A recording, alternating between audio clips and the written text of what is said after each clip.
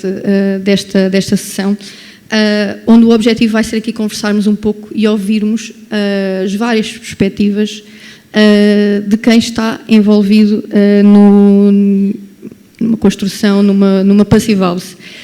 E no caso vamos ouvir donos de obra, em vídeo o Gil Alves e a Joana Teixeira e o Walter Val, aqui connosco o João Vivas Ferreira.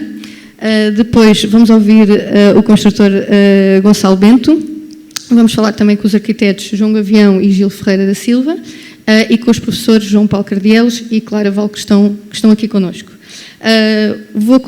Vamos começar então por falar com os donos de obra. Como estava a falar, o primeiro vídeo que vamos ver é do Gil Alves.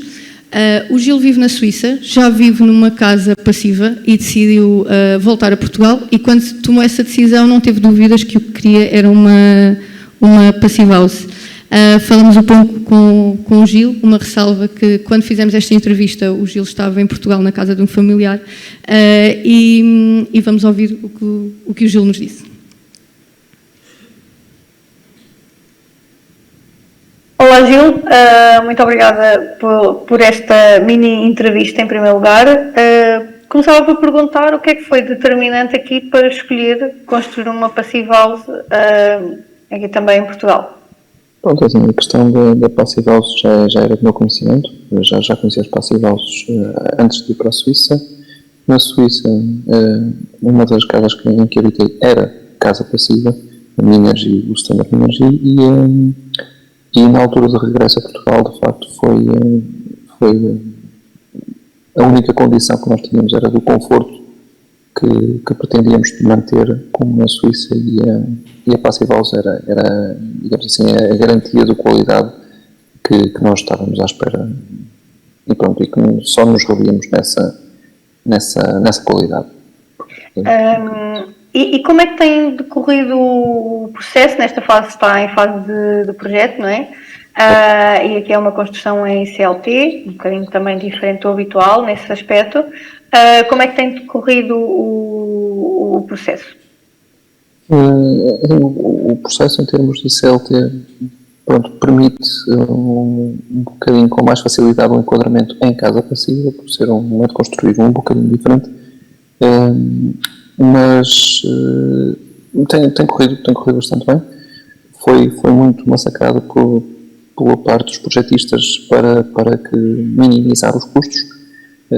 Em termos de CLT não poderíamos escalar, mas de resto o que se tem percebido é de facto a interligação entre todos os intervenientes da arquitetura, engenharia e especialidades, que tem que ter estado sempre em consonância, e a própria arquitetura com essa vertente não é padronizar, de prever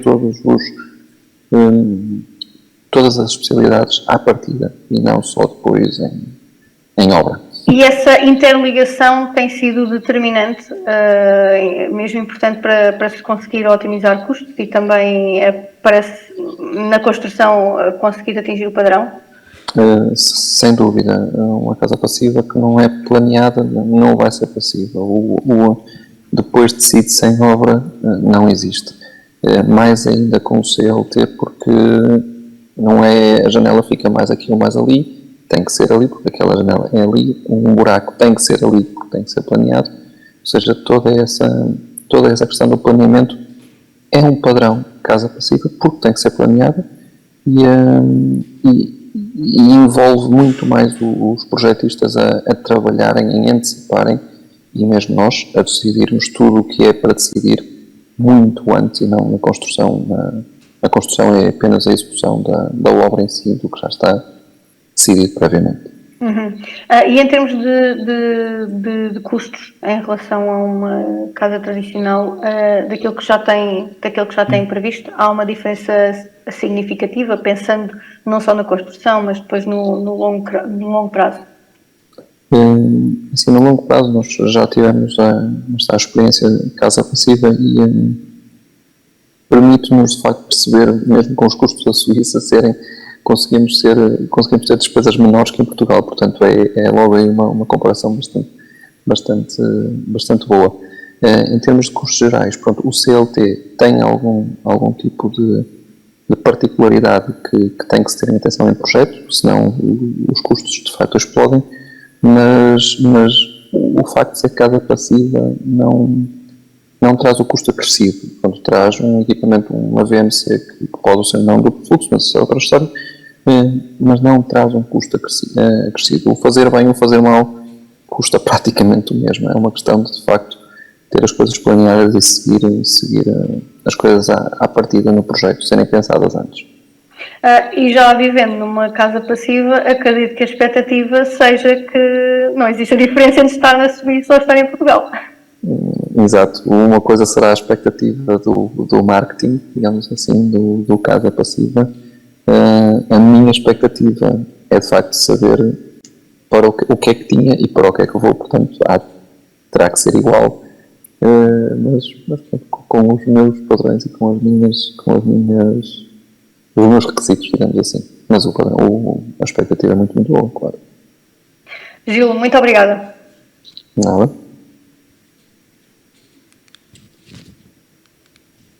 Estivemos então a ouvir o Gil. De seguida, também aqui por videoconferência, gravamos uma entrevista com o Walter Vale e a Joana Teixeira. No caso deles, eles estão a construir uma moradia em Vila Nova de Gaia, que já está em construção. E vamos ouvir então aquilo que tem para nos contar. Walter e Joana, muito obrigada antes de tudo. Perguntava-vos primeiro qual foi o fator que para vocês foi determinante para escolherem construir uma passiva? Eu acho que o fator que foi mais determinante, nós quando pensamos em reconstruir e andávamos a pesquisar arquitetos e novas formas de ser mais sustentáveis e de ter uma casa mais confortável do que as construções tradicionais. E acho que foi um bocadinho isso quando o conceito veio ter connosco e depois começamos a pesquisar mais sobre isso e percebemos que realmente este conceito era um bocadinho o que se enquadrava nas nossas expectativas e no que nós andávamos à procura, porque temos várias experiências de casas e mesmo apartamentos e sempre houve alguns problemas, principalmente no inverno. O nosso conforto térmico nunca foi, ou gastamos muito dinheiro em aquecimentos, ou nunca foi totalmente adequado àquilo que nós pretendíamos. E então acho que foi um bocadinho nesse sentido que nós procuramos e que achamos que a Passival se enquadrava bem nos nossos objetivos. Neste momento vocês têm a casa em construção, por isso já têm algumas noções, ou seja, têm as noções concretas de todo o processo. Pensando tanto no atual como no longo prazo, existe para vocês uma diferença significativa de construir uma passive house em termos de custo para uma construção dita tradicional? Sim, nós desde o primeiro momento em que fomos tendo contacto com a abordagem passive house, neste caso à renovação, à construção, tivemos logo um contacto direto em termos de cuidados em que, por exemplo, a caixilharia, uma caixilharia que tem que ser sem pontes térmicas, ou seja, há um cuidado vai ao detalhe em relação a pormenores da construção, ou seja, de alguma forma a nossa casa fica preparada para tudo o que se passa por fora, manter de alguma forma o conforto dentro da casa e dos seus habitantes. E esse tipo de construção vai ao detalhe, é o cuidado que se tem com a execução e com o planeamento, e essa foi uma das grandes diferenças que nós observamos em relação à construção dita normal e a construção passive house. Ou seja, tivemos, desde aquele primeiro momento, observamos um cuidado na execução, do planeamento, para que, neste caso na execução, a coisa corresse bem e que estivesse preparada de alguma forma para seguir os princípios e todos aqueles indicadores associados à passive house. E notam que existe, como é que tem sido o acompanhamento, tanto em projeto como em obra, ao estarem a fazer uma passive house? Desde o primeiro momento, nós, e agora com o acompanhamento da obra, achamos que tomámos a decisão certa de seguir esta abordagem, porque temos um acompanhamento de perto na obra, temos um acompanhamento de perto em relação a dúvidas que nós temos na execução das coisas, temos também acompanhamento de perto para aqui com a realidade dos custos versus princípios de poder adaptar de alguma forma os materiais e a forma de fazer com a nossa realidade, no caso, e tem sido um acompanhamento muito perto, que é algo que na construção dita normal nem sempre acontece. E em termos falando aqui de custos mesmo, vocês notam que existe uma diferença significativa no custo de construir uma passive house? Assim, em termos de construção, os materiais já existem no mercado, não é? Ou seja, da nossa parte, o custo é ligeiramente diferente, superior, mas nós consideramos que isto é um investimento a longo prazo, ou seja, na construção dita normal, nós iríamos ter, mesmo que gastássemos um bocadinho menos agora nesta fase e fosse mais rápido, iríamos ter sempre a longo prazo um problema com diversas situações que poderiam surgir, inclusive associadas depois também a umidades e tudo mais. Portanto, para a nossa saúde. Portanto, o que eu acho é que o nosso investimento numas boas caixilharia, por exemplo, ou num bom telhado, já teria que ser, na realidade, na construção dita normal. Ou seja, nós aqui temos uma sequência e vamos ter um cuidado mais acentuado nesse tipo de detalhes, ou seja, a escolha certa dos materiais, a execução desses materiais em obra, e isso, se pensarmos no bolo todo, o investimento é ligeiramente superior, mas é um ganho muito lá mais para a frente, a longo prazo, em relação a esse investimento e a estes custos associados. E quais são as vossas expectativas? Acredito que estejam bastante ansiosos por poder habitar a vossa passive house. Quais é que são as vossas expectativas? Pois as nossas expectativas são as melhores possíveis. A verdade é que nós nunca experienciamos, nunca tivemos em nenhuma casa passive house. Portanto, estamos a fazer tudo baseado na teoria, não é? E nos estudos efetuados. E estamos mesmo muito ansiosos para experienciar e vivenciar realmente uma casa com conforto, que era aquilo que nós desejamos. Portanto, eu acho que nesta fase da construção nós vemos o cuidado que está a ser feito e com que estão a construir a casa. Portanto, as nossas expectativas são as melhores. Eu acho mesmo que vai valer a pena depois no final, sim. E já temos a nossa expectativa, já, de alguma forma, com o estado da construção, já temos algum realismo associado a essa expectativa. E nós já, em pequenos sinais, já observamos diferenças. No nosso caso, por exemplo, temos a caixaria toda posta já, o que faz com que, neste momento, a parte térmica da coisa nós já sintamos, porque está frio lá fora e cá dentro não. Ou seja, em termos de som também, ou seja, já se nota ali alguns sinais que correspondem às expectativas que tínhamos. Pronto. E é com esperança e com a expectativa também elevada que esperamos que no final esteja tudo de acordo com o que perspectivamos, no fundo. Joana e Walter, muito obrigada. Obrigada. Estivemos a ouvir a Joana e o Walter e vamos falar aqui um bocadinho agora com o João Vivas Ferreira. O João está a construir uma moradia em Santa Maria da Feira, já está em construção, certo? Correto? Certo, é verdade. E começar aqui um bocadinho também pelo início, mas resumindo aqui, o que é que fez ao conhecer, pesquisar, dizer eu quero uma passive house, é mesmo isto que eu quero? Ora, bom dia. O que me fez decidir pela passive house, e eu desconhecia o termo por completo, até talvez a forma como tive conhecimento do termo passive house foi através de um amigo, quando lhe comentei que estava a pensar ou comprar casa ou em construir, e ele encaminhou-me uma notícia da passive house que tinha sido publicada num jornal recentemente. Depois de algum estudo sobre o tema, realmente aquilo que me despertou mais a atenção foi a palavra desempenho e começou a aguçar realmente ali o apetite.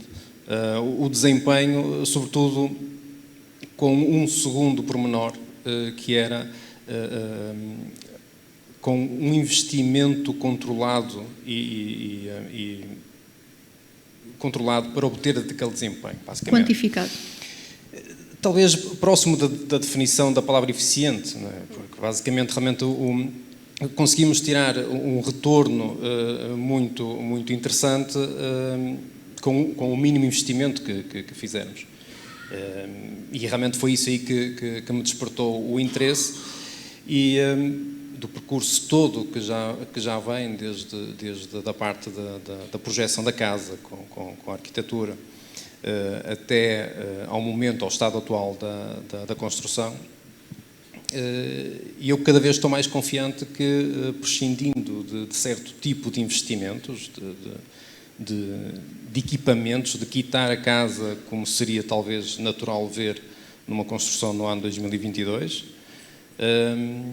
reduzindo esses equipamentos porque vão ser desnecessários, não vão ser utilizáveis, não vou conseguir utilizar, ter o benefício do próprio equipamento, vai-me permitir não fazer, ou guardar esse investimento para direcioná-lo para outras realidades.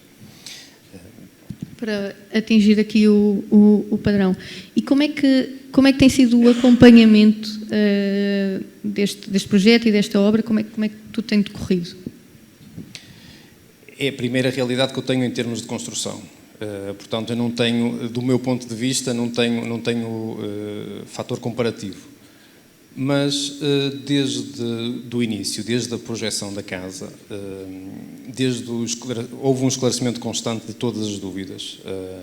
Também é um tema que foi sempre... procurou-me sempre estudar e entrar dentro do próprio assunto. E coloquei questões, coloquei alternativas e vi sempre algumas respostas curiosas. Algumas delas, indo de encontro àquilo que eu disse há pouquinho, que é desnecessário investir nesse equipamento, porque o nível de conforto que vais atingir já vai ser tão interessante que esse equipamento a funcionar não vai ter a questão da simplicidade que falávamos inicialmente. Exatamente. E como as frases, como também já vimos, com menos conseguimos ter mais.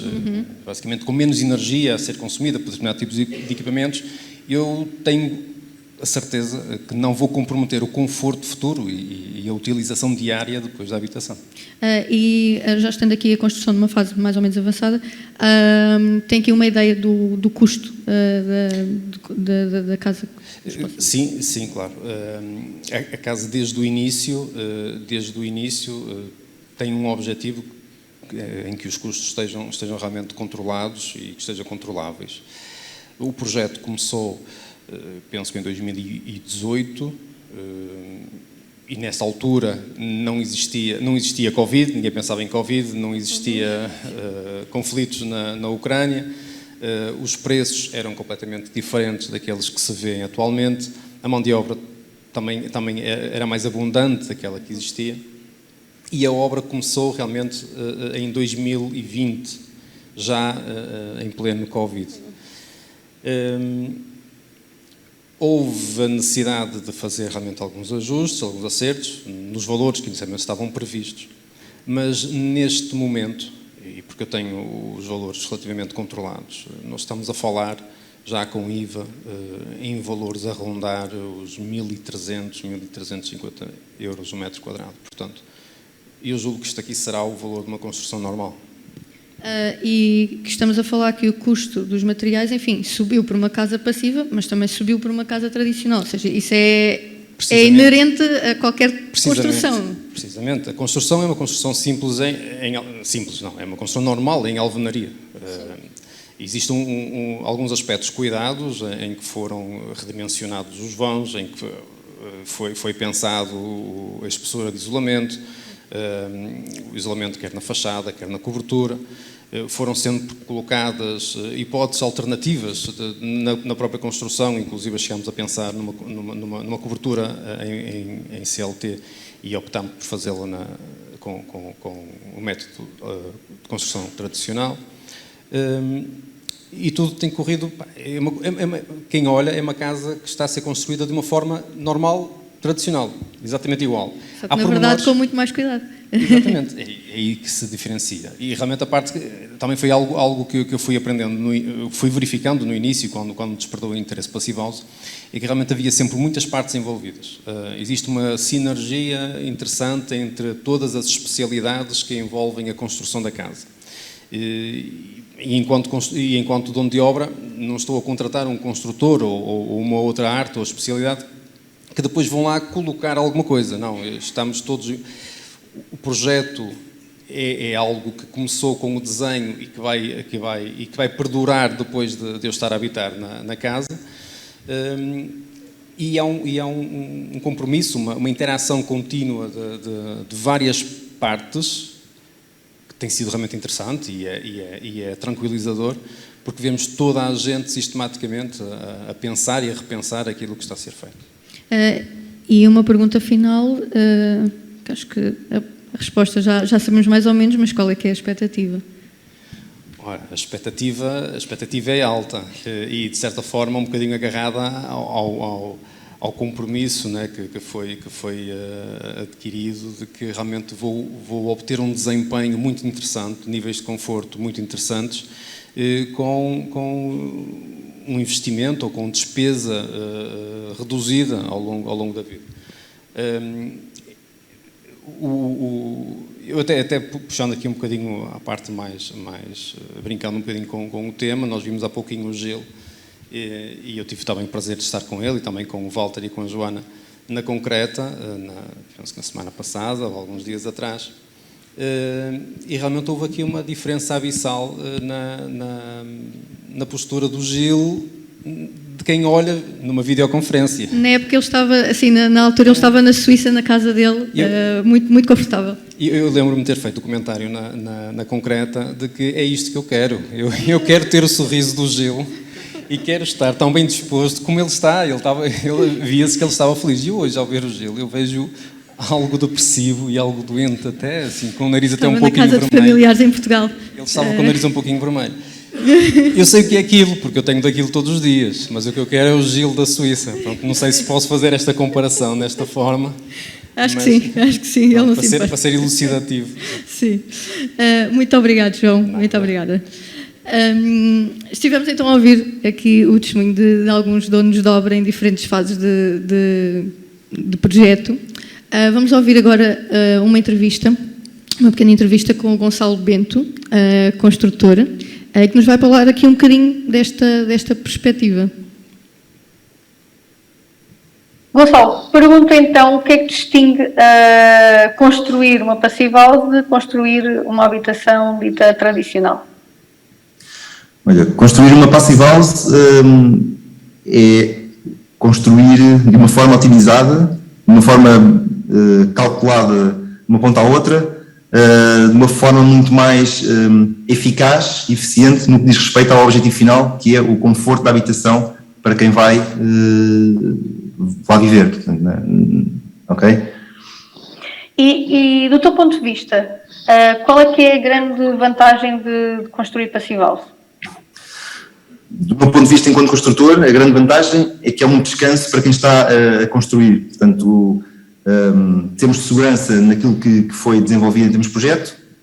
Se construirmos exatamente como está definido, vamos alcançar aquilo que se pretende em termos de construção, e a construção vai ser muito mais duradoura, não haverá condensações, não haverá perturbação da estrutura, portanto é uma construção muito mais duradoura e com maiores garantias. Muito obrigada, Gonçalo. Estivemos a ouvir o Gonçalo e agora vamos ouvir os arquitetos. Temos connosco o Gil Ferreira da Silva, que é arquiteto e Passivhaus designer, e também o João Gavião, Passivhaus designer e membro da Passivhaus Portugal. Começava por falar um pouco com o Gil e perceber como é que a Passivhaus surgiu na sua vida profissional. Em primeiro lugar, bom dia a todos e obrigado à Associação pelo convite para estar aqui. A Passivhaus surgiu um bocadinho indiretamente. Eu não andava muito satisfeito na minha vida profissional com as situações com que me estava a deparar, faltava lá qualquer coisa sempre, andava assim tudo assim muito no ar, em concreto, quantificar coisas, o porquê, chegava sempre ao ponto que era cumpria-se a lei e ficava ali a faltar qualquer coisa. E, nada altura, resolvi fazer uma formação da NZEB, na Universidade do Minho, um bocadinho na expectativa de encontrar alguma coisa que me trouxesse coisas mais concretas, mais palpáveis, que fossem ferramentas úteis. Infelizmente, não encontrei nessa formação tudo o que estava à espera. A única coisa que foi mais importante e que encontrei foi o conceito de Passive House, que me foi falado na altura, que despertou alguma curiosidade e a partir daí procurei um bocadinho saber mais, encontrei a associação e comecei a encontrar alguns eventos que a associação estava a fazer para divulgar o conceito de Passive House. Fui a mais do que um bocadinho cético de início, portanto tive que ir a mais do que um, ouvir a mensagem mais do que uma vez e comecei a perceber que havia aqui mais qualquer coisa, eventualmente aquelas ferramentas e um padrão de qualidade que eu achava necessário e acho necessário e que não, pronto, e a partir daí procurei saber mais e fiz a minha formação como Certified Passive House Designer e comecei o caminho e vim parar aqui. E do ponto de vista aqui de arquiteto, porquê construir Passive House? Ou seja, que vantagem há para o projetista em construir, em projetar Passive House? Bem, há aqui duas questões. Do meu ponto de vista pessoal, eu desde o meu tempo de formação na faculdade que andei um bocadinho muito agarrado à ideia do que é que nós arquitetos podemos fazer de melhor no presente, com os olhos no futuro, para o cliente. E pronto, faltavam um bocadinho respostas para isso. E exatamente como eu estava a dizer antes, sentia que andávamos só a cumprir a lei. E a lei era um padrão mínimo que tinha ali depois na prática muitas flutuações e que estávamos sempre a cair nas patologias, em tudo e mais alguma coisa, em projetos que chegavam à obra e que determinavam coisas completamente diferentes, porque na altura não havia argumentos a não ser os económicos. E não era esse o padrão de trabalho que eu pretendia. Portanto, Passive House para mim é um padrão de qualidade, é acima da média e eu encaro a minha vida profissional no sentido na perspectiva de fornecer o melhor serviço possível aos meus clientes. E a partir do momento, já tenho dito isso em várias situações, a partir do momento em que abrimos os olhos, fica muito difícil fechá-los e continuar a fazer as coisas como fazíamos antigamente. Perceber que aquelas situações que afetam mais os clientes, que são mais palpáveis, que eles veem e que se queixam, como todas aquelas patologias de umidades, de condensações, de problemas em obras acabadas, recentes, e perceber que aqui temos ferramentas para lidar com isto e que, resultado disso, todas as partes envolvidas vão ficar efetivamente mais satisfeitas, numa perspectiva a médio e longo prazo, e a curto prazo também, mas principalmente a médio e longo prazo, porque acredito que é esse o trabalho do arquiteto. Não fazemos edifícios para um ano ou dois, as pessoas confiam-nos, ou as poupanças da vida, ou dívidas para a vida, portanto, eu encaro que temos essa obrigação de prestar o melhor serviço possível. E a título de curiosidade, a Joana e o Walter são meus clientes e eu fico contente com o que eles disseram, desconhecia por completo, portanto, ouvi em primeira mão, como todas as pessoas que estão aqui presentes, mas é este o feedback que eu espero dos meus clientes e é aqui que se enquadra a Passive House e é este o caminho para mim que é para seguir e que não dá para voltar atrás. E como é que tem sido aqui este percurso, esta evolução em termos de procura de clientes por mais informação, por quererem construir Passive House? Qual é o feedback?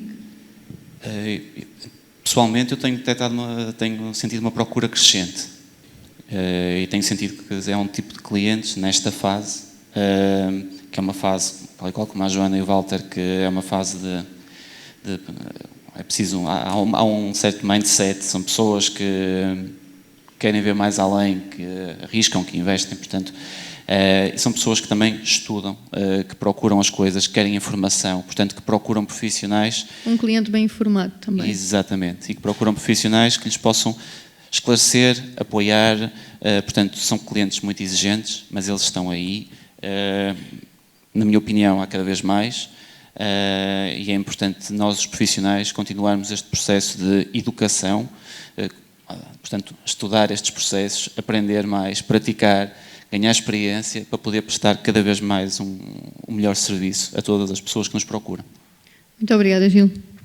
Falava aqui um pouco, então, agora com o João e aqui do ponto de vista da Passivhaus Portugal, perceber, e focando aqui no tema um pouco da formação, o que é que a Passivhaus Portugal tem desenvolvido para se ligar à academia?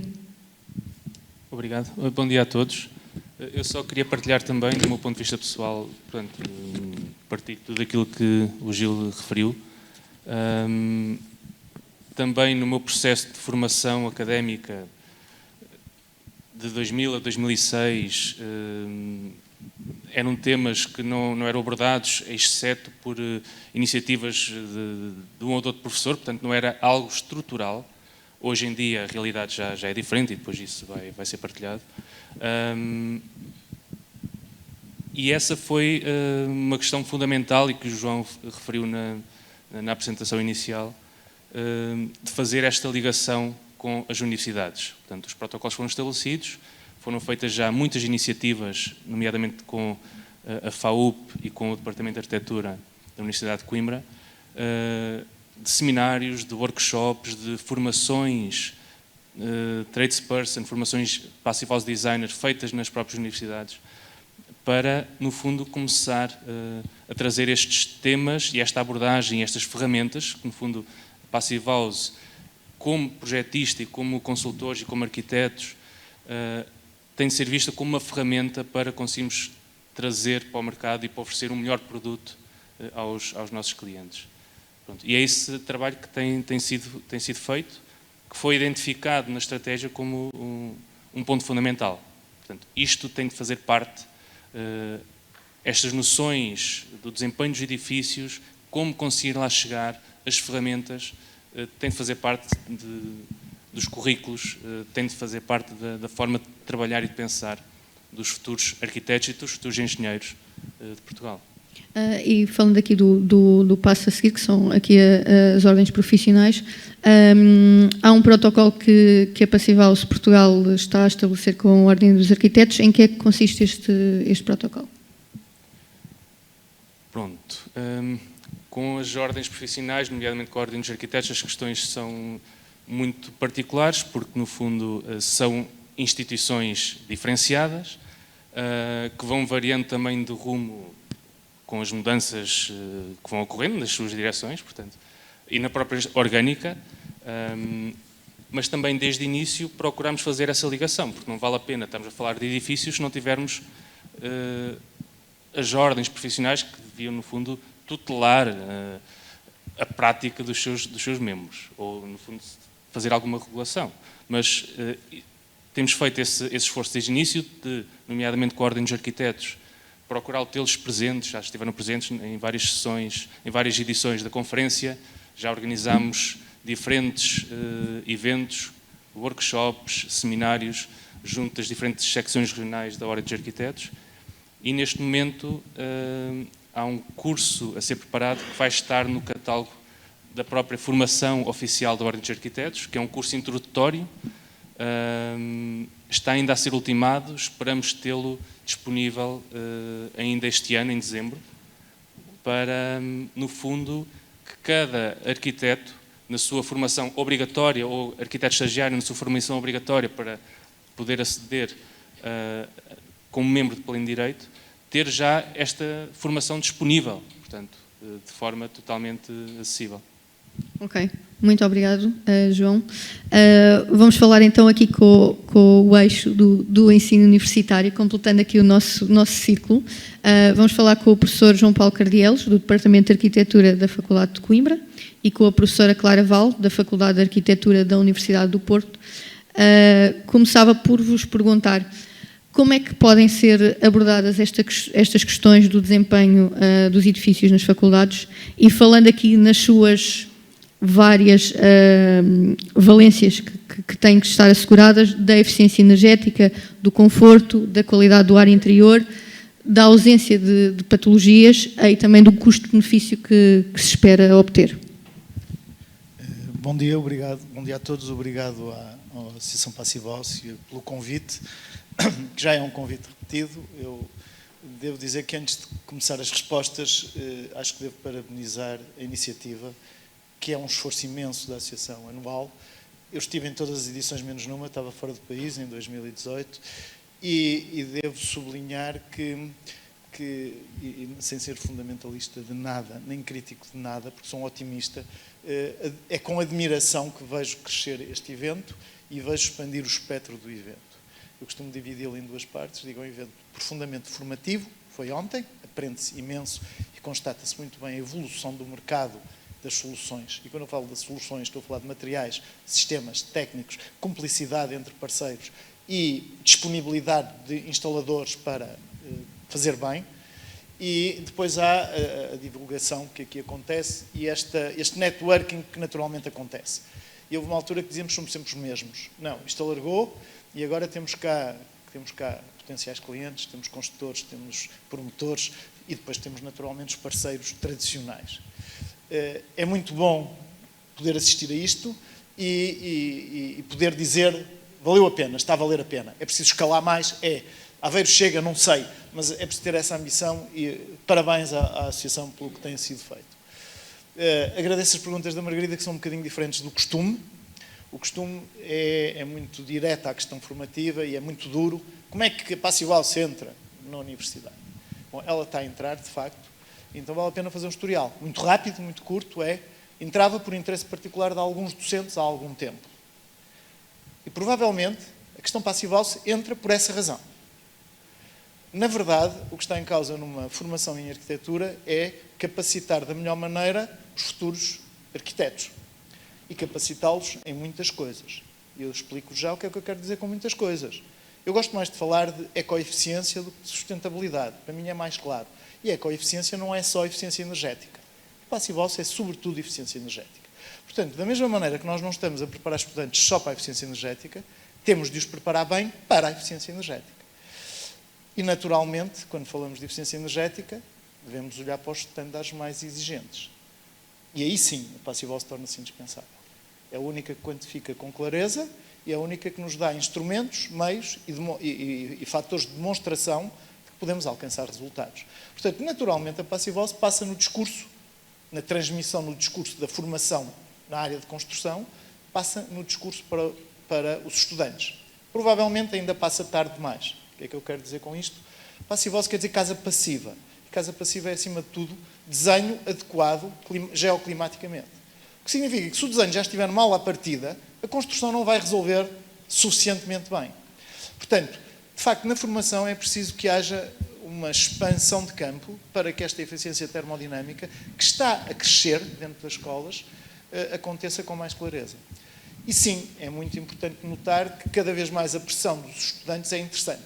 Ou seja, escolas que estão formatadas com docentes com renovações de quadro antigas e provavelmente habituados a fazer mais do mesmo, são obrigados pelos estudantes a alargarem os seus conhecimentos e a irem à procura de mais clareza, informação e de uma aprendizagem e conhecimento mais eficaz nestes domínios.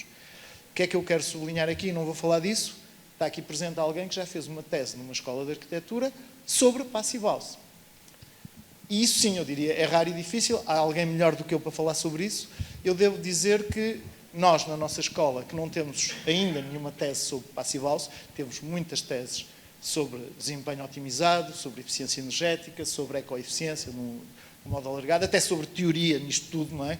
Mas o que eu quero trazer aqui é a ideia de que sim, estamos a fazer a investigação em Passivhaus e temos o que eu creio ser o primeiro projeto de investigação que tem como mote ou como referência de standard de performance a Passivhaus.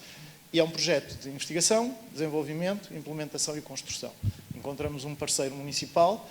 Eu tenho muita pena que não haja municípios Passivhaus claros em Portugal ainda, mas sim, nós encontramos um município parceiro que aceitou o desafio de reabilitar edifícios habitacionais no centro histórico, no seu centro histórico, numa situação geoclimática difícil, na Serra da Estrela, segundo o standard de Passive House. Uma parte será certificada, possivelmente outra não, porque há restauros, há situações de restauro e, portanto, os edifícios estão em situações de ruína distintas, têm valor patrimonial distinto, são 3 edifícios diferentes, e, portanto, isto é uma aprendizagem poderosíssima para nós, dentro da escola, como projeto de investigação e formação docente, e é a oportunidade de levar isto aos estudantes diretamente, permitindo-lhes assistir ao processo. É, neste momento, o nosso contributo e achamos que é, obviamente, indispensável. Devo dizer um pouco mais, talvez, que me incomoda pensar que se pode ensinar arquitetura livremente como se fazia há 1, 2 ou 3 décadas atrás. Não, isso já não é possível. E a arquitetura hoje só pode ser classificada de excelência a partir do momento em que cumpre a excelência do ponto de vista dos seus desempenhos ecoeficientes. E fico por aqui, não quero acrescentar mais nada. Passar à professora Clara falar um bocadinho aqui da questão do desempenho dos edifícios na faculdade e falarmos aqui talvez não só da eficiência energética, claro, ela é um vetor muito, muito importante, mas também de outros pilares que estão aqui ligados à Passive House ou que são essenciais, que são o conforto, a saúde dos edifícios, no edifício, para as pessoas que habitam o edifício e o custo-benefício que se tira deles.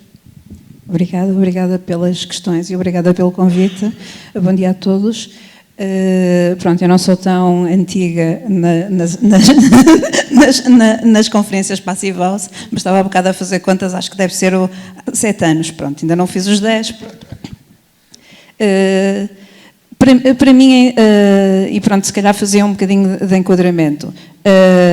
Eu não me lembro quando foi a primeira vez que me deparei com o conceito de Passive House, o conceito de Passive House, porque eu venho digamos, de uma história das energias solares passivas, do vernacular. Eu, na década de 90, quando fiz a minha dissertação de mestrado na Faculdade de Engenharia da Universidade do Porto, já foi sobre transferências de umidade e calor em materiais de construção e, portanto, todas as questões do desempenho térmico estavam presentes. Portanto, eu não me lembro quando é que um dia eu ouvi falar de Passive House, mas em alguma altura ouvi e depois acabei envolvida, e aí sei muito exatamente como é que eu fui envolvida por o arquiteto José Gigante, com quem eu dava aulas na Faculdade de Arquitetura, que foi prémio Pleia, se não me engano, 96 ou 98, portanto, com João Álvaro Rocha. Portanto, dos primeiros, 96, não é? Os primeiros edifícios onde a questão do solar passivo entra, ainda praticamente não temos a regulamentação da térmica, ainda é uma coisa incipiente comparada com o que temos hoje, e eles... Nesta altura só está vivo o arquiteto Gigante, eles têm essa sensibilidade e essa batalha, apoiados por também uma boa equipa de engenheiros, porque nisto não se faz nada sozinho. Portanto, a nossa formação em arquitetura e estes assuntos tratados na nossa formação em arquitetura vêm primeiro nas dissertações, isto é, na investigação dos alunos, e eu penso, mas porque eu estou a dar aulas desde 99, a primeira orientação que fiz foi em 2003 e foi sobre reabilitação. A segunda, terceira, quarta, quinta e sexta, em 2004, já foram sobre sustentabilidade. E eu dava uma aula de construção nova, mas por alguma razão os meus alunos me viam como alguém que, apesar de estar a falar sobre questões que pareciam não ter nada a ver com isto, de vez em quando puxava este assunto. E acho que é assim que nós vamos começando a criar uma consciência coletiva da necessidade de mudar.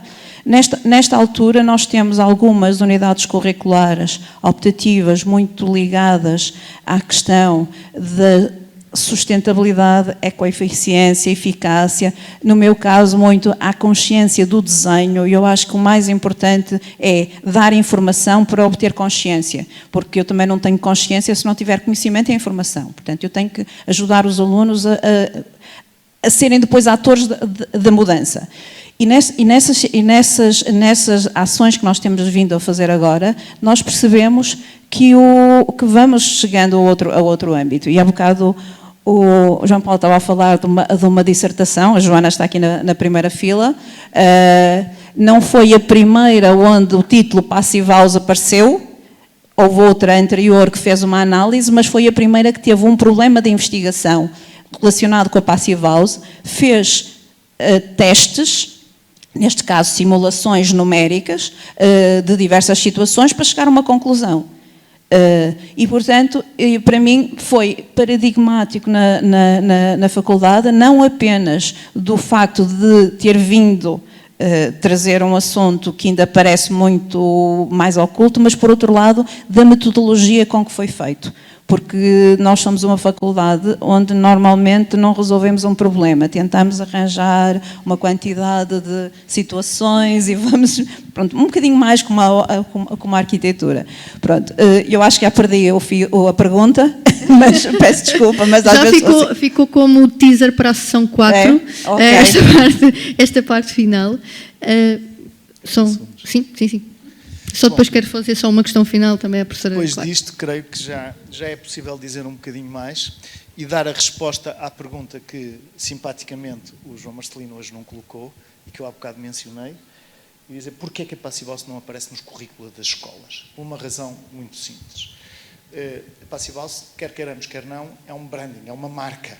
Não é? É um sistema de certificação muito exigente, mas há outras marcas.